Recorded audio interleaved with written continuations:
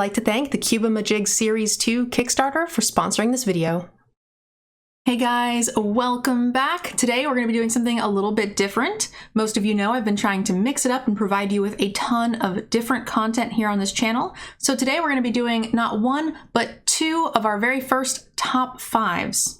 We're going to be discussing the best common in each color for the AFR limited set. We're also going to be discussing the top 5, one in each color, of the most overperforming commons in the set. Sleepers, cards we thought were maybe good but have really overperformed. Later on down the line, we'll be going back and addressing all of our initial set reviews and talking about how cards may have under or overperformed based on our initial expectations. But I wanted to make a quick little video for you guys now to help you with your drafting process as we learn more about the set. All right, so let's go ahead and jump into our very first card, guys. We're going to be talking about Minimus Containment, which is the best white common in my opinion. It has performed about what I expected it to. This is a very similar type of card that we see in a lot of limited sets for white. This is usually white's best removal, which we talked about a lot in the set review, but it has performed about what I thought it would. I thought that the giving your opponent a treasure might be a little bit of a downside compared to how we normally see this card play out, but really I haven't noticed too much of a difference.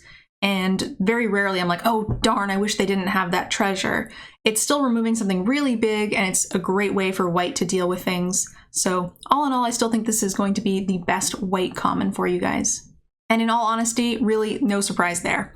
So let's go ahead and jump over to blue. Blue is Charmed Sleep. It is very, very similar.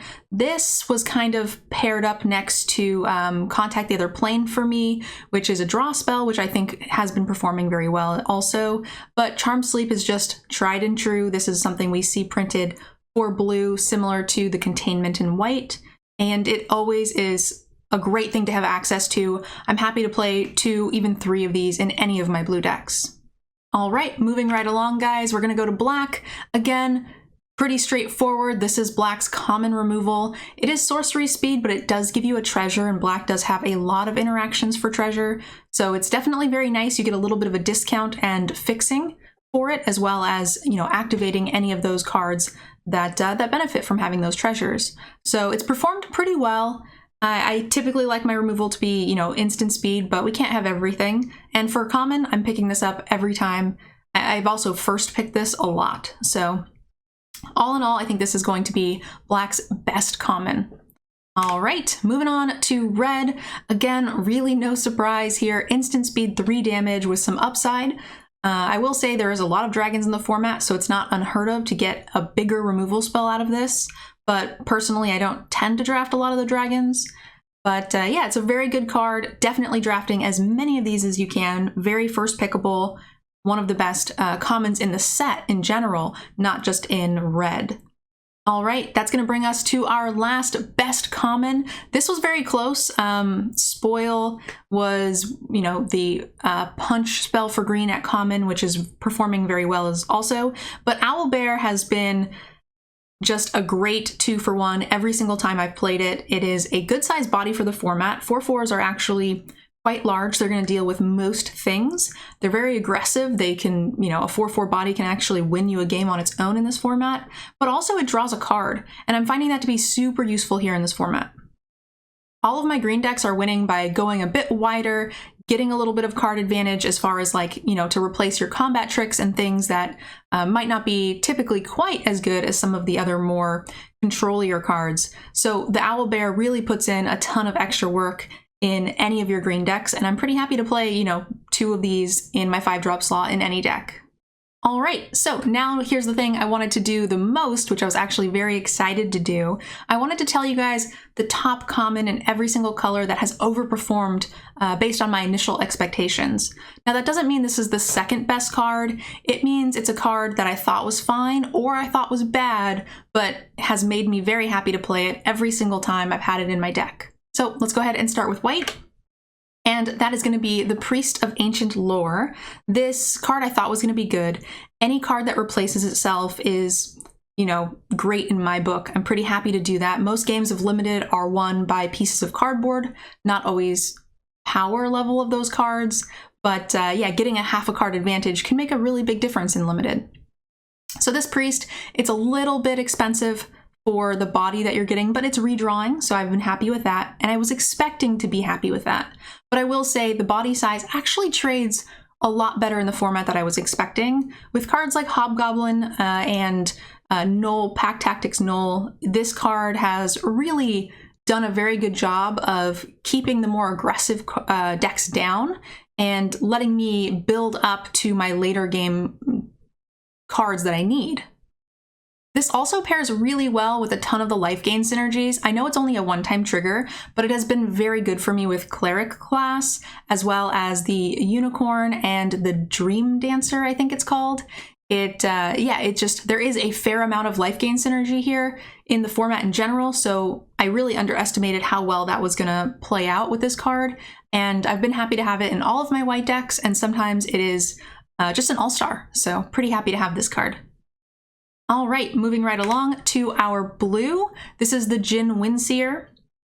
We typically see a 3-powered 4-mana flyer in just about every set, especially core sets, and this is kind of an unofficial core set. But this one has really performed a lot better than I expected. You know, it's going to take advantage of, blocking a lot of the 2-powered flyers.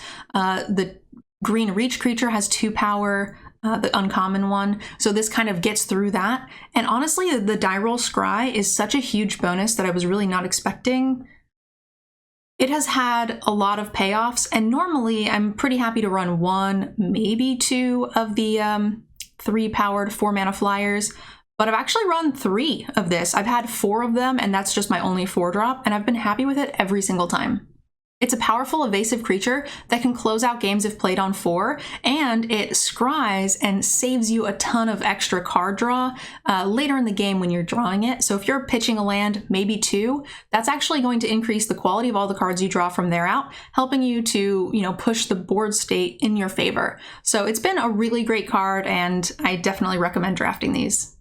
All right, moving right along, guys, to black. This one is a little bit lower power level than the last 2, but still a card that I have thoroughly enjoyed playing. This is the Horde Robber.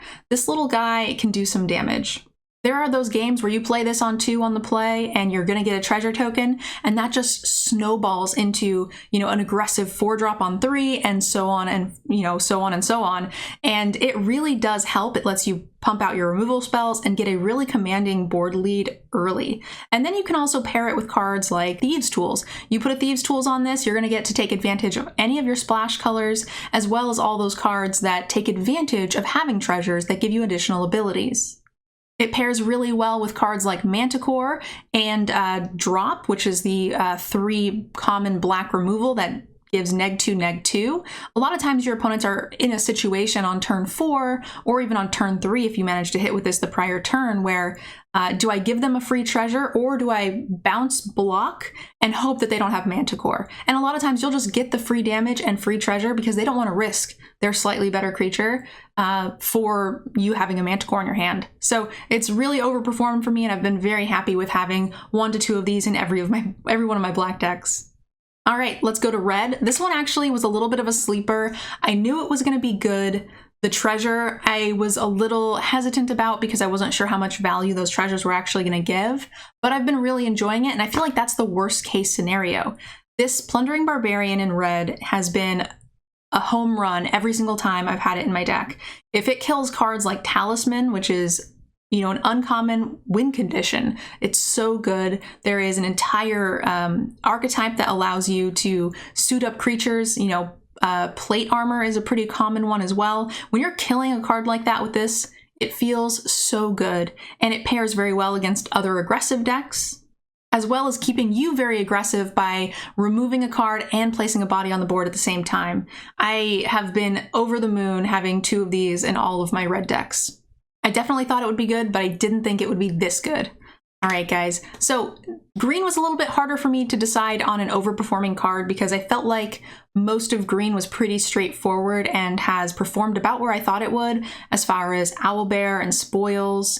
So I don't think Null is the second best or third best card in the set by any means, but I do think that it has performed very well. There are a lot of aggressive decks, specifically in the red-green archetype, where Pack Tactics can be super landslidey, and it pairs well with any of the other colors as well, just because Pack Tactics is something that you can do almost in any deck. There are like 3/2s for 3 that just make this really good.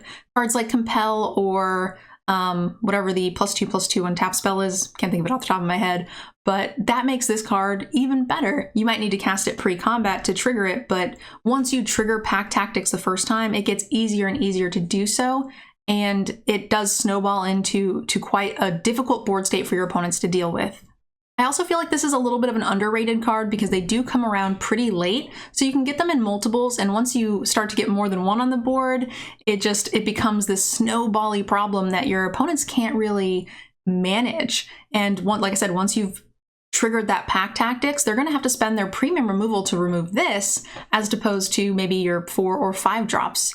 So it's going to soak up a lot of premium removal and also put your opponent in a really difficult situation once you start building up a board state.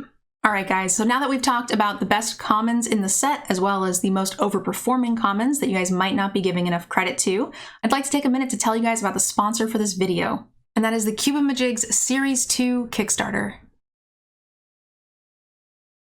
Cubamajigs are reusable booster boxes. These small boxes are uniquely designed for storing your cubes, so they're always ready to draft. But in all honesty, there's so much more than that. I like to use them to keep my cards organized and protected. I like to use them to separate my sideboard and tokens from the rest of my deck. I also use them to keep the more expensive cards separated so that they don't get damaged or mixed up with the rest of my cards. Cubamajigs can hold up to 15 double sleeve cards, as well as 30 unsleeved cards. They're compatible with all standard TCG games, and they fit into most deck boxes. The Cubamajigs come pre-built in their own matching storage boxes. These boxes can fit 400 cards on their own if you want to use them as storage separately. There are over 30 gorgeous pieces of art designed specifically for this project and created by many of your favorite Magic artists. So if you're interested in creating your own cube or keeping your cards more organized, make sure you guys click the link in the description below to head on over to the Kickstarter page. This project already has over 2,400 backers, so if you'd like to make sure you're one of the very first to get your Cubamajigs, head on over to the Kickstarter and see what kind of loot you can unlock. Thank you guys for watching, and I'll see you in the next video. I'd like to give a special thank you to those of you who have signed up for our Patreon. I couldn't make this content without you. Also to Cool Stuff Inc. and KMC Sleeves for supporting the channel as well. Definitely check them out and use our discount codes to support the channel.